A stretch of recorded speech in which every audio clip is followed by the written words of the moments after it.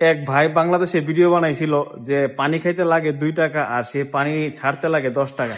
তো আজকে আমি দেখাবো লন্ডন শহরে পানি ছাড়তে গেলে কত টাকা লাগে। এই যে লন্ডন শহরের এই টাওয়ার ব্রিজে ঘুরতে আসছিলাম, তারপরে আমার ছোট ভাইয়ের তার খুব প্রকৃতির ডাকে সাড়া দিয়েছে। এই সেই টিকিট মেশিন যেখান থেকে আপনাদের প্রথমে একটা টিকিট কাটতে হবে। টিকিটের মূল্য পড়বে 50p, যেটা বাংলাদেশি টাকায় আসতেছে 80 টাকা। এই 80 টাকা দিয়ে টিকিট কাটার পর আপনি টিকিটটা নিয়ে হাতের ডান দিকে যে রাস্তাটি দেখতেছেন এইভাবে আপনি সামনে চলে যাবেন।